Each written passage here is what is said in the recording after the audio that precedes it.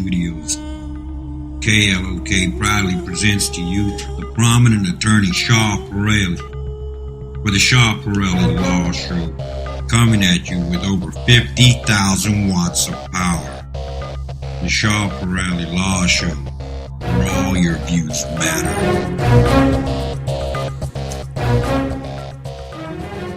Hello everybody. Assalamu alaikum, Sastakal, Namaskar to all our listeners. This is attorney Shah Peerally for the Shah Peerally Law Show, and of course we're going to discuss about immigration law and also some debt settlement, but of course a lot about immigration law as usual. And the studio line now will be open in few minutes, and today I have with me Franco. Thank you, Franco, for being here, and thank you, KLOK, for bringing us again on this studio.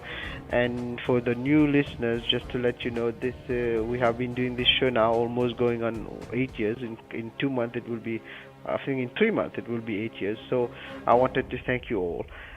First of all, anything I'm telling you today is for educational purposes only. You should not act or refrain to act solely on the information provided. You should contact an attorney if you have any questions. And if you have any questions for today, the studio line is 408-912-5565, 408-912-5565. And today, of course, we're going to start. There's a visa bulletin came out, and it's been out for a while. We know that EB1 got retrogressed.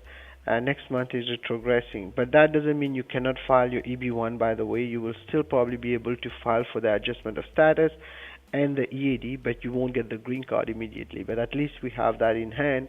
So for those who qualify for EB1 or who want at least to check what is an EB1, and check if they do qualify for it, feel free to call our office at 510-742-5887. I'm going to focus today on EB1 because H1B season is almost finished now, so we have another couple of weeks, so it will be off. But we're still taking some cases. I think we still have time maybe to take some cases till by tomorrow, Monday. So feel free to call our office if you need to do your H1B, 510-742-5887. And today I'm going to focus mostly on the issues with EB1. And for those who don't know what is the EB1, we have very, very good articles on our website, peerallylaw.com or attorneyonair.com. And also, if you need help with anything else, please feel free to reach out to us, 510-742-5887. Again, attorneyonair.com. And Franco, I think we have one caller. Let me take the caller and then we'll talk about EB1. This is Shah Peerally. You are live in air. Hi. Thanks for taking my call. I have one quick question for my friend. Yeah, my friend's parent visa is expired 8 months ago. Visitor visa. Can they still use the Dropbox facility for renewal of visitor visa? You mean it's expires? I don't think the visitor visa they allow them to do on Dropbox, but I have to double check on that. Most of the time for H1B stuff like that they allow that, but for visitor visa, especially long time it has been expired, they might call them. When you apply for it under DS 160, they will tell you if you're eligible. But as far as I know, I don't have any recall that they allow that, so I'm not sure on that. I have to double check myself. Okay. But when you file the DS 160, you should know. Yeah, continuation of that question. My friend H1B petition is valid only for 6 months. Is it better to go for visitor visa stamping after H1B extension approval, or is it okay to go before that? Can you please share your advice? What do you mean? His H1B is only 6 months and he's traveling outside, right? So he wants to come back. No, he is not traveling. He is here only. He is planning to apply visitor visa extension. Visitor visa stamping. So before that, so is it okay? He doesn't have any I-140. He has I-140. Yes. Okay, but he doesn't have any job or anything, right, to extend it?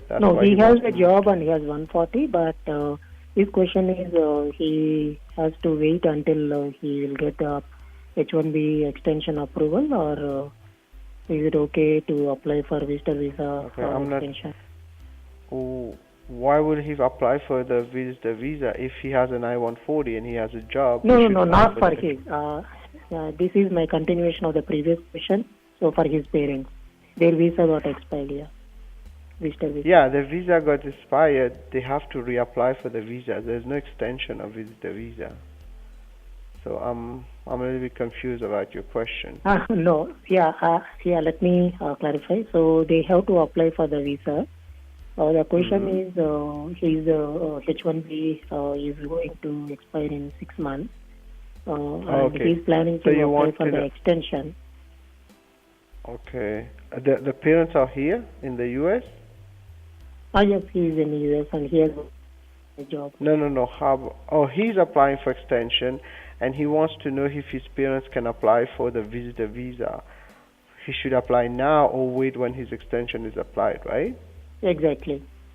Okay, now I understand, because I was confusing with extension. Sorry for the confusion. Okay, no, it's not your fault. So, no, first of all, the B1 is not related to the H1. The only part that is related is if they are filing the I-134, which is the support, affidavit of support. But apart from that, it's not really helpful in a way or the other. But of course, if he's putting the I-134, they will ask, hey, how long you have the visa. But it doesn't matter when they file, because the most important part in the visitor visa is if they have the means to pay for their stay and their travel. And also, if they satisfy 214B, that means they are going to have the intent to go back. So as long as you make this happen, you should be fine. Okay? Got it. Thank you so much. Good luck to you. Good luck. Okay. Sorry for that confusion. Okay. So, ladies and gentlemen, this is Attorney Shah Peerally again, and you can call. The number to the studio today is 408-912-5565. I will try my best to answer your questions. Sometimes it gets confusing because the terms we use sometimes is tricky, but I apologize again for that. So, I'm going to talk a little bit about EB1A, because this is something that a lot of people are asking, and we're doing a lot of cases of EB1A, and I'm very proud to say that we are getting a high success rate there, and we have a very good team handling that. So today I'm talking a little bit about the situation of the H1B, the EB1A, and I'm hoping that I will get Attorney Sharif to join us, but right now I don't know if he's available. But so what we can do is we're going to talk a little bit about it, and then from there we will have him join us. So let's talk a little bit about the issue with the EB1, who qualifies and what we need to do. So what we want to talk about today is when can you get an EB1? Of course, who can apply? You can apply if you can show that you are of an extraordinary ability in science, arts, education, business, or athletics, and you are of national or international acclaim. And that's where it gets confusing, the first stuff itself, because people don't understand really what it means, because they think basically, okay, you have to win those big awards and have those big publications to qualify. The answer is no, because bottom line is we are in a situation where basically, if you can show that you have contributed to the extraordinary ability, you have contributed in your field, you might be able to qualify for an EB1A. And EB1A, the advantage of it is you don't have to have an employer to get in, and also you can actually file for an EB1A even when you have a situation where you think you don't have publications, because a lot of people call me, and I've always been on the side that you have to have publications, but it's not really true. And again, I hope I will have Attorney Sharif down the road to talk a little bit about that. And also we are going to talk about what makes a good case of EB1. There are few tests, right? Out of those 10 tests, you have to meet 3 of them, right? And this is where again it becomes confusing, because people think, okay, how do you meet that? Oh, I don't meet one, so I'm out. No, sometimes you can combine different criteria to make one. So, for example, one of the things that they ask is, have you received any lesser nationally or internationally any recognized prizes or awards for excellence in the field of endeavor? So many times people come to us and ask, hey, I didn't receive this award, so how will I qualify? Well, sometimes you don't need it because you have something else, right? For example, are you a member of an association that requires outstanding achievements to be a member? That doesn't mean you have to be a Nobel Prize winner or something like that to be qualifying to look at the first part of it. And then you don't have to have always been if you have been a member of a big association. So I think I will have Sharif. I'm going to take a quick break, Franco, because hopefully I'll have Sharif call and on the other line, because he's the one who's handling all that, and I want him to speak a little bit about the kind of cases we're getting in the office. So we're going to take a quick break, and then just to merge him, hopefully, and then after that we will come back, because I really want to talk about EB1. It's very, very important because a lot of people are calling and asking questions, so we'll be glad to help you. So the question that we are asking today is EB1A, and I will ask Franco to hold on all the other callers until we finish with Sharif. So hopefully he will call in 1 or 2 minutes. So we'll take a quick break just for me to merge that, and then we will be back after those messages. Okay?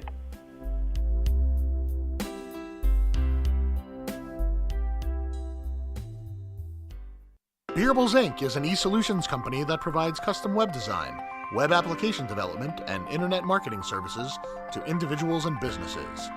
They can build powerful e-commerce sites, mobile apps, develop content, and market you on social media.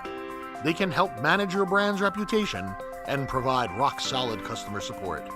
Call today at 1-800-651-6091 or email us at info@beerables.com for a free consultation today. Again, the number is 1-800-651-6091. If you own a property and have a second mortgage on it, and if you want to keep this property and get rid of the second loan, attorney Shah Peerally can help. Call 510-742-5887. Due to the uncertain economy, many people have settled their debts for a fraction of its value.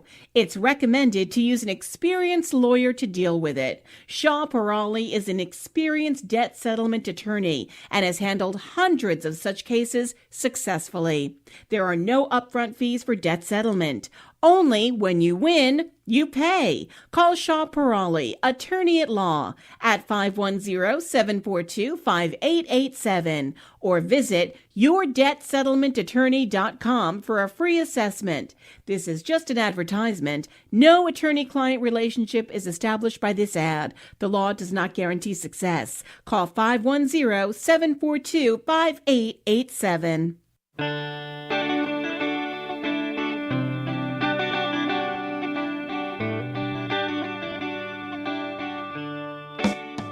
Good afternoon, Mr. Shah. Thanks for a very good show.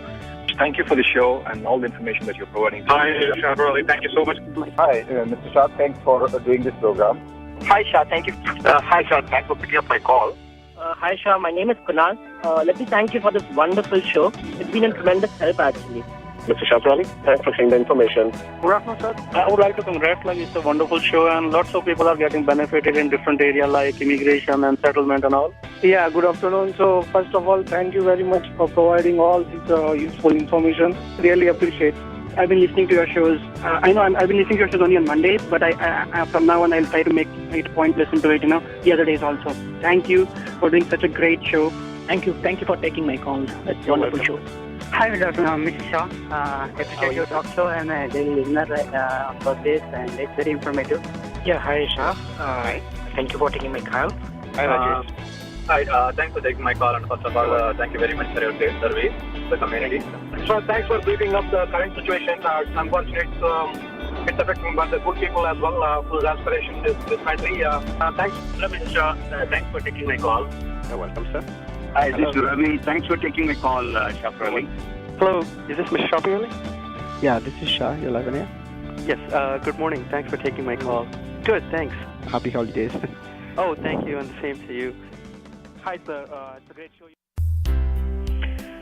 So we're back, ladies and gentlemen, and I had to cut it because I wanted to have Sharif online. Sharif is an attorney in our office. He usually works from the Washington D.C. office, but today we have him luckily with us in the Bay Area. So I'm hoping I can get him online, and we'll talk a little bit about EB1 because nobody's in a better position to talk about EB1. So let me see, Sharif, are you there?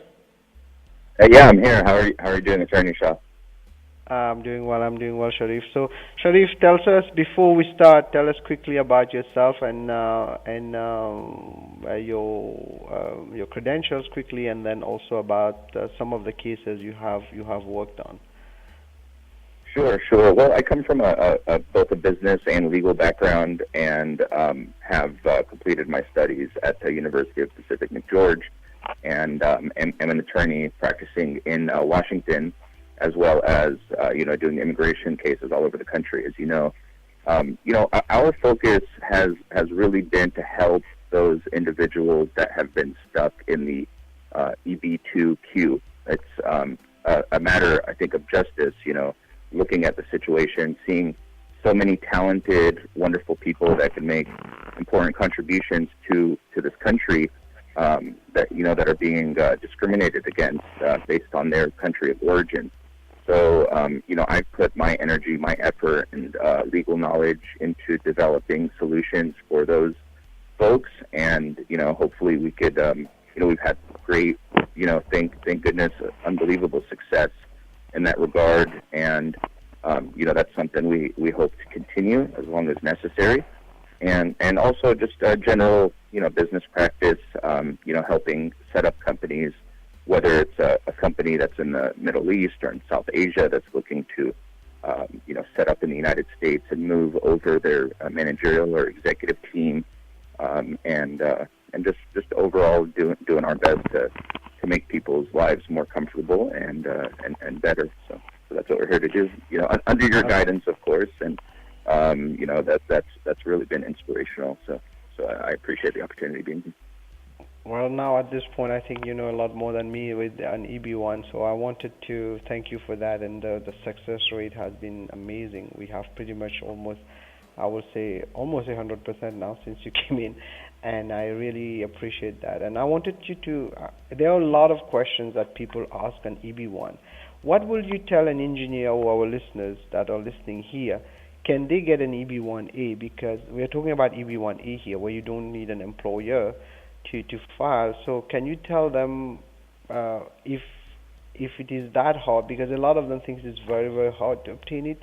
Can you tell them, I know the answer, but I want to hear it from you, how difficult it is and how possible it is, so to do those cases?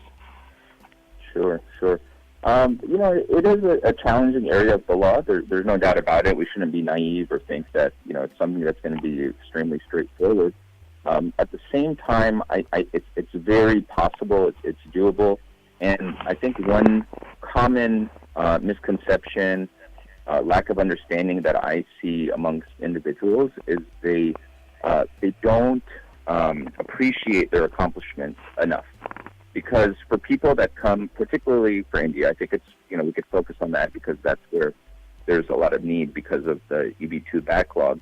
To come into the United States, to make, in the range, most people in the high 90s or, 100,000 plus range of salary, to work in at a very high level, doing really, really important projects for, important companies, whether it's in a consulting role or directly employed by, a lot of the major important companies in the U.S., is no easy task.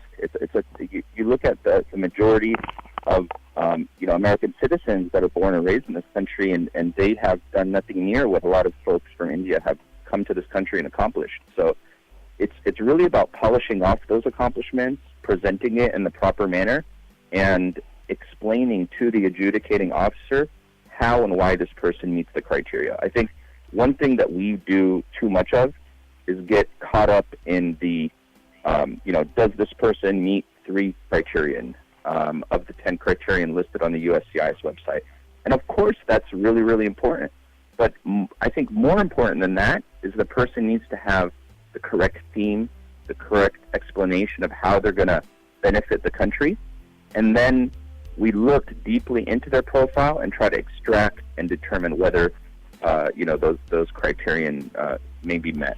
So just to give a quick example, if you have a person that maybe has done peer review and has maybe a lesser national award and also some pretty decent salary, they may say, look, I meet the 3 criteria, but that alone will not get someone approved because what they really, really need is a strong explanation of how they're going to really benefit this country, how they're going to continue to work in their area, and how that, you almost have to put the adjudicating officer in a position where they can't deny the case because it's, so important to the country. So in order to do that, you really need somebody with, I think, talent and ability in terms of the legal analysis to really make that case.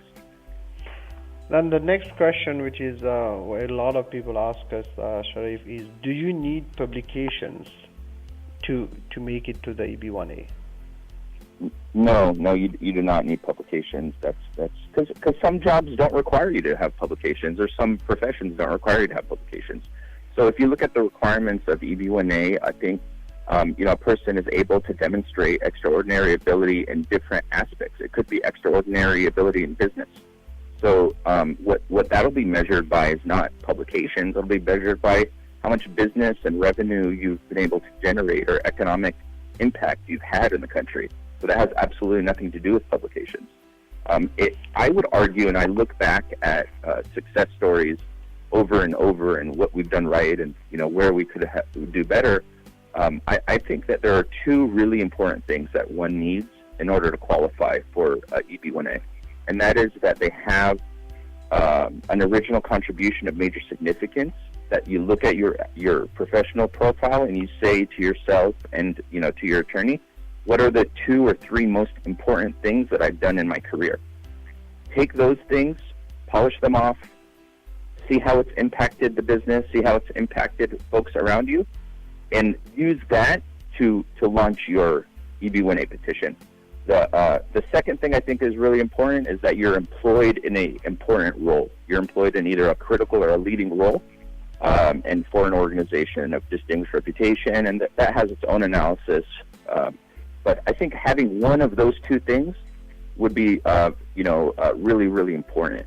And then I would say that I would put those at the top. And then things like publications, whether you've done peer review or judge the work of others, whether you have a salary or other criterion would help, propel those. But you really have to, have on the forefront of an EB1A petition, in my estimation, original contributions of major significance, to me, is the most important criteria. So now people want to know what, that's very important, without violating any confidentiality, what is the most interesting and what kind of case we have been successful on? I think so far we have taken a bunch of them. I don't even know how many, because in the past 1 year we have been focusing a lot on that. But if you can pick some of the cases which were the most interesting and the most juicy, I should call it, can you give us a little bit quick facts and how it happened and we made it happen? Sure. Yeah, I could do that. I think if it's okay with you, if you could bear with me, I'd like to give you 2 examples because I think it helps illustrate how one becomes successful. One would be a person that was in a post-doctoral role. So, he or she wasn't really making a huge amount of money. She had some publications, but mainly this person was doing, clinical research. So with clinical research, you don't have a huge amount of publications. But they're working at a really good organization, a really good university.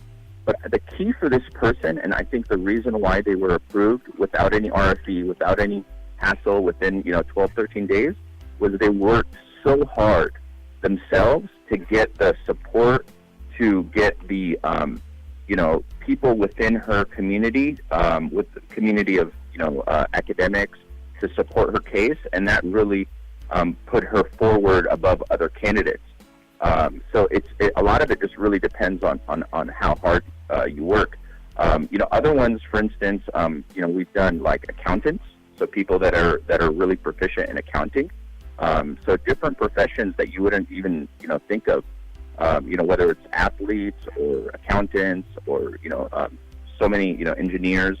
One that comes to mind was a software architect who created applications that were being implemented by companies and agencies in the country. And basically to her it was like, look, I developed this application because it's my job. But to me it's like, wow, you developed an application that people are using and are benefiting from, and it's streamlining operations at this company and saving that company millions of dollars. Let's run with it. This is huge. So it's just about highlighting the facts. But let me just give you the reverse example. A reverse example, without revealing where, I could say was this person worked at the most important scientific government institution in the country. This person was basically, you could say, a rocket scientist. However, they did not work hard on developing the petition. Asking for things. These people, they came in with maybe a more overconfident attitude, and despite our legal advice, they came with refusing to kind of give the evidence that our guidance is suggesting. And that person, did not get approved as easily. They had to go through different, RFEs and processes. So my point for saying this is, if you follow proper legal advice and legal guidance, and you meet the statutory requirements under the law, you will be approved. You have to just meet the statute. What does the law say? Meet the legal requirements, get approved. If you don't meet the legal requirements, even if you're Albert Einstein, you're not going to be approved. You have to demonstrate the things that are required under the law. I get kind of excited on this because a lot of people think it's just plug it in, and unfortunately it's not. We have seen many cases where people try on their own because they are focusing so much on the facts and they are not focusing also on the law. The case is moot, and then they end up by getting either a huge RFE and they can't answer, or they end up by losing the case. And there's the same case, if we have taken it, it would have probably, I'm not saying guarantee of course, but been approved, because ultimately the law is combined with the facts, and that's where I think a biggest mistake is done. And that's why now more and more people are contacting us, and we are getting people all over the world, just to let you know, and Sharif knows that we are pretty much, I think we have people from Europe, people from Canada, people from India, Pakistan, you name it, coming to us now. And we had some very, very interesting cases also in the past where the attorneys told them they couldn't get it done, but still we took it and we got it done. So sometimes we make the call and sometimes we let the client make the call, but ultimately if you don't run it, at least let us kind of assess it, you will not know. And I think most of the cases we are getting are not easy cases, right, Sharif? We are getting people who are want us to make it happen, and hopefully, and I think that there's one case which was very interesting where we were not sure, but we still went ahead, right? About this computer engineer, I think, right? So She told me actually she was refused by 11 attorneys. That they told her, you're crazy, you're wasting your money, you're whoever will take your case is just trying to make some money, which obviously that's not the situation. We have more business than we can ever ask for. But this person was in this country for 17 years and said to me, look, this is my last shot. If I don't get this approved, I'm going back to India. And I told her, look, you have a difficult case, but at the end of the day, we'll do everything we can to help you. And thank goodness, she had some really, good applications that she developed, which she didn't understand how important they were. We were able to polish them off, with proper evidence, because a lot of times the evidence with regard to original contribution of major significance, first of all, the contribution must be original, like it has to be something that you developed yourself, and also it has to have major significance. So those are two separate analyses. You can't just, throw it out there as if, look, I did this, it's original contribution. No, you have to analyze it. Why is it original? I developed it myself. It didn't previously exist. Here's the evidence for that. Here's the, proof of this. Here's the person that's making the statement testifying that this is originally my work and that other folks were only involved in it in a support function. Then you need to talk about how is it a major significance, of major significance. It's of major significance because other individuals have benefited from it. Who has benefited from it? How have they benefited from it? We get support letters, we get evidence, we get, material demonstrating independent, documented, existing evidence to show that it's of major significance. So it's, it's a double analysis on original contribution of major significance. Just like with critical capacity in an organization of distinguished reputation, okay, you work in a critical role, you perform in a critical role. And you've got to look at the statutory language now. It doesn't say employed in a critical role. It says that you perform in a critical role. What that tells me, and this is where we've been very successful, is that if you're a consultant and you're doing consultant-based work for an organization that is important, which so many people are doing, that means you're performing in a critical role. We could show that for that organization. So you don't have to be directly employed by the organization in order to qualify under the criterion. You simply have to perform in that critical role. So just it reminds me of one thing, if you could bear with me.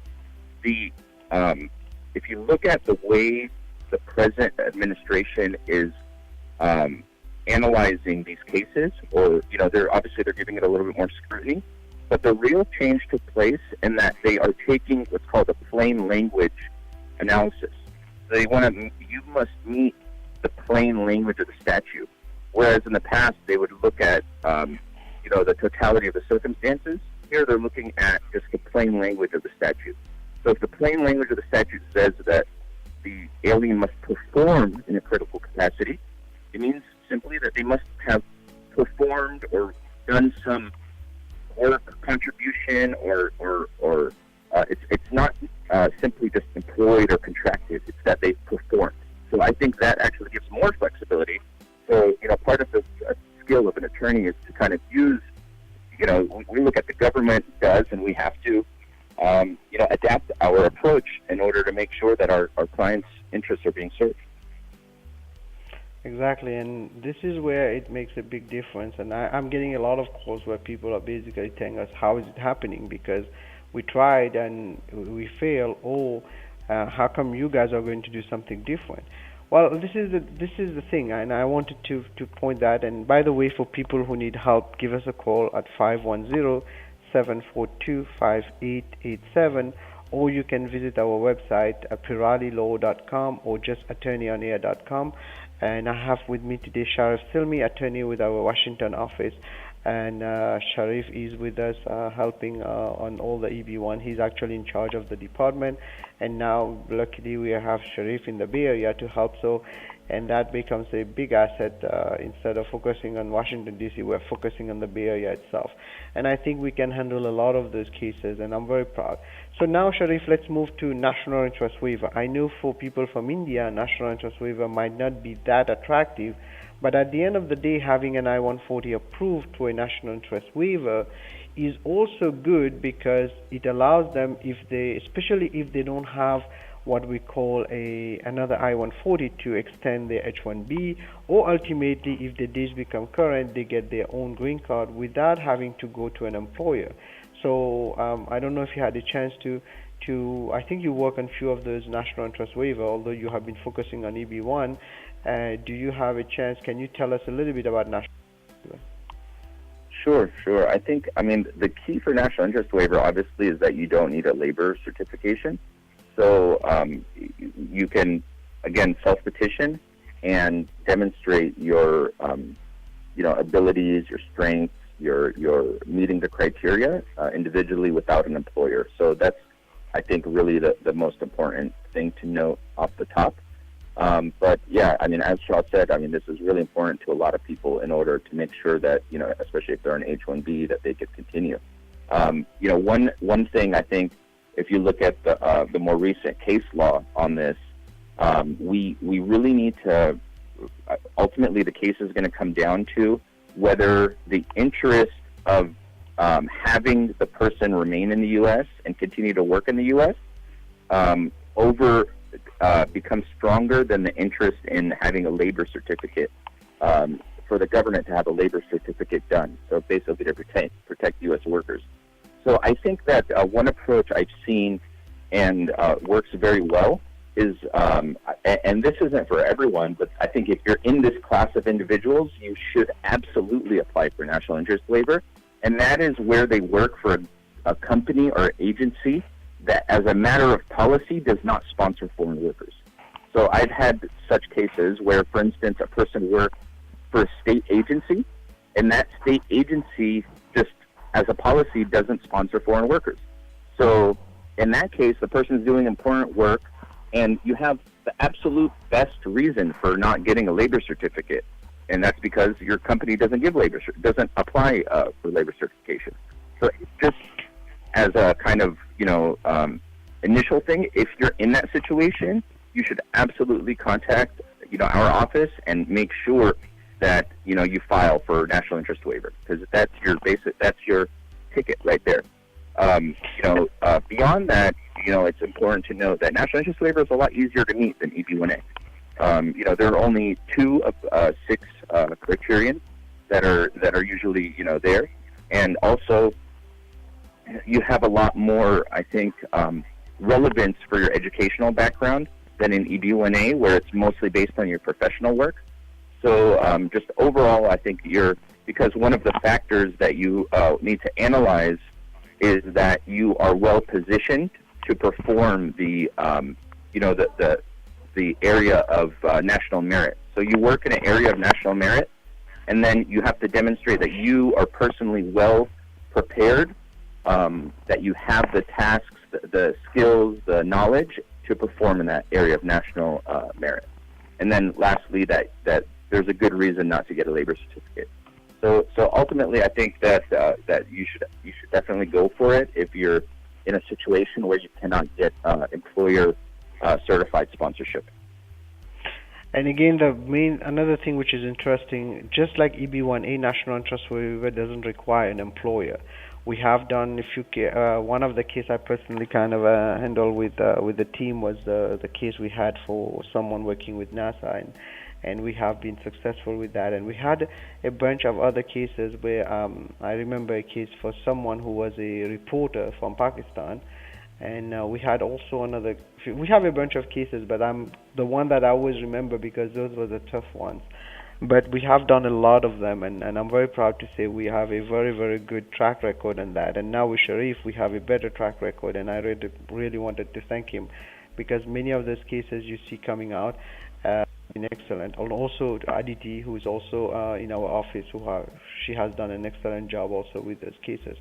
So Sharif, tell me a little bit. I think we have another 5 more minutes to go. So I wanted to quickly you tell me what will you advise, not advise, but at least recommend people on the radio to do if they feel like they have a potential of EB1 or national interest waiver.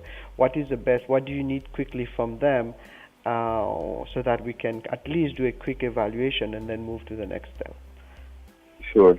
I think, first of all, you need to really think about your professional profile. Think really deeply about your profession, what you've done in your work life, and then my word always is polish it off.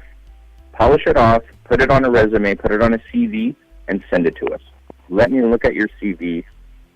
Let's have a conversation set up, and make that investment if you're a candidate for that, and see what you could do, because you really never know. Like I said, there was a situation where a person was turned away 11 times for contacting us, and she was approved without even RFE.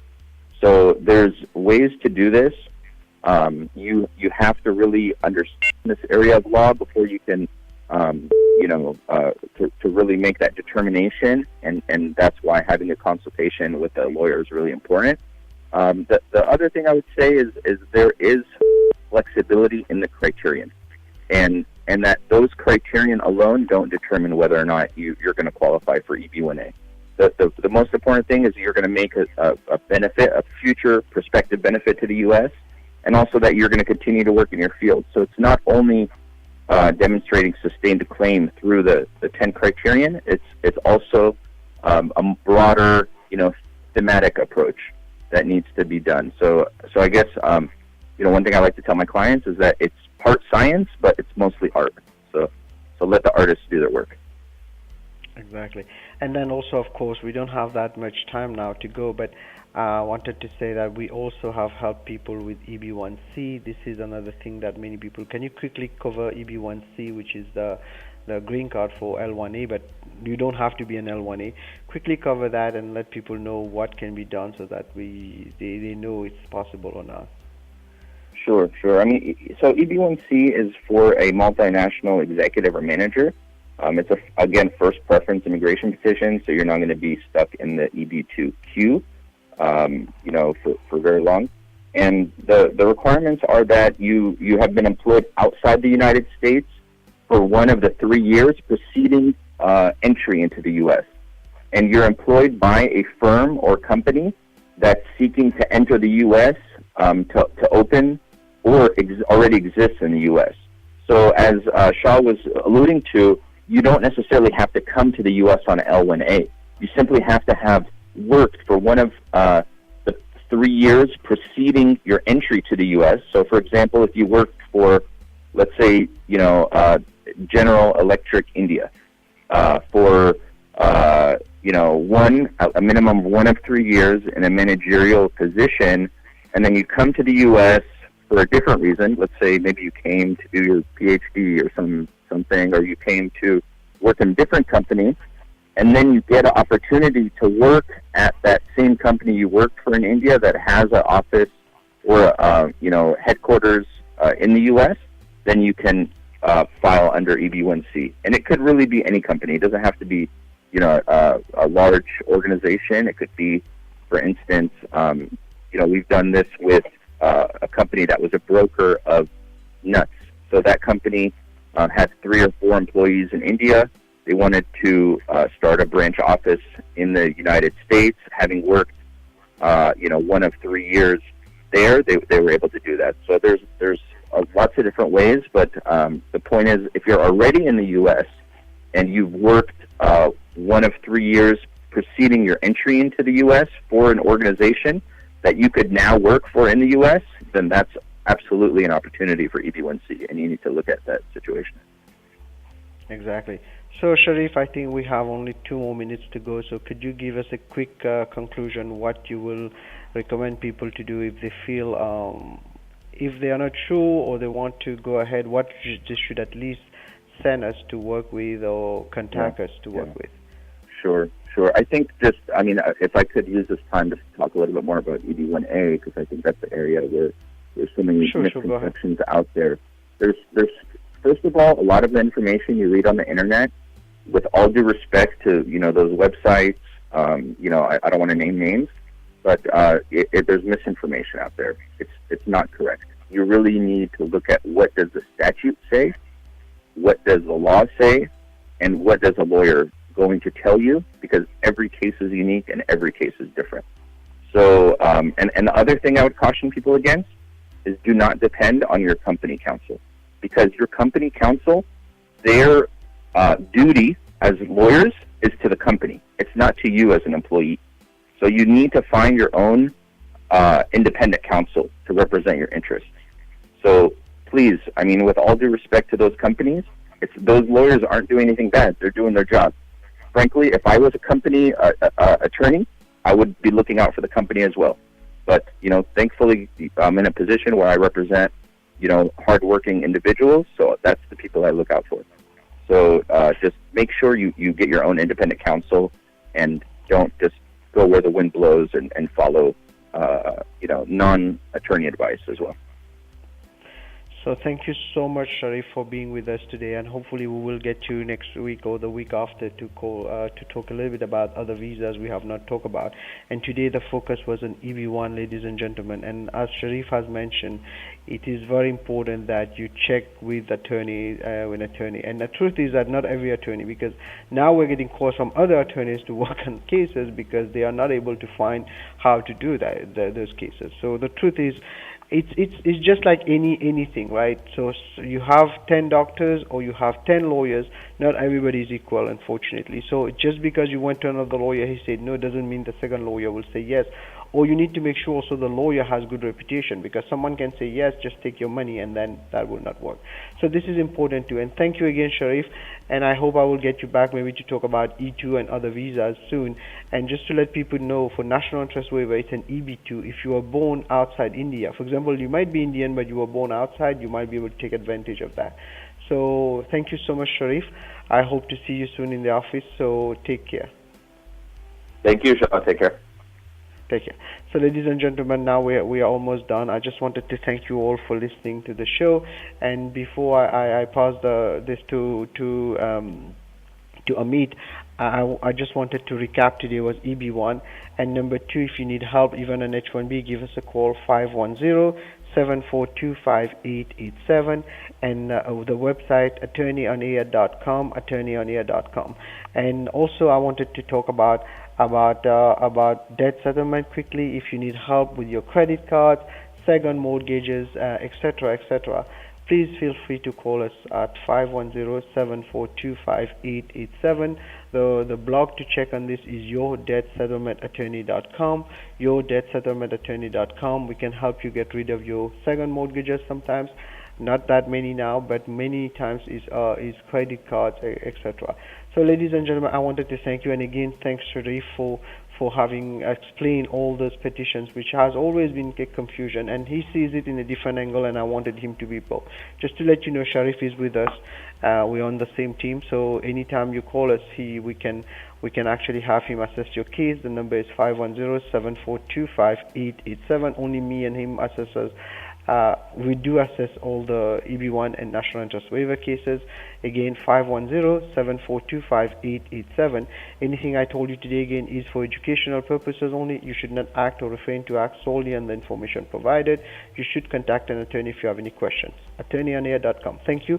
And I think, Amit, you have 7 minutes to go, so thank you. Amit? Sure. Thank you, Shah. Thank you. Take care. Bye-bye. Yep, thank you. Thank you, everyone, and thank you, Shah, and Sat Shri Akal, Adab Namaste to everyone. This is your Bay Area Realtor, Amit Gambhir, and your tax expert from Business Tax Solutions. Sorry, I have very little time, and I'm going to try to, give you just some synopsis and let you know what's happening with the market right now.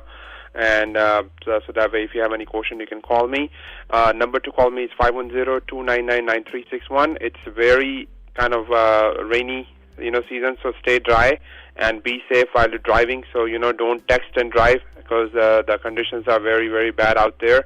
So make sure, think about your family first and then, drive safely.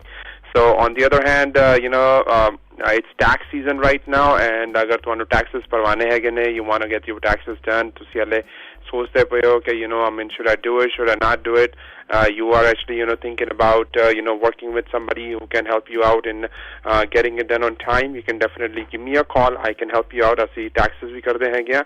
Anything that has to do with the taxes, whether W2 file करवाना हैगा, 1099 करवाना हैगा, तुम्हारी corporation हैगी, you want to get the corporate taxes done, we can help you out with everything on that part.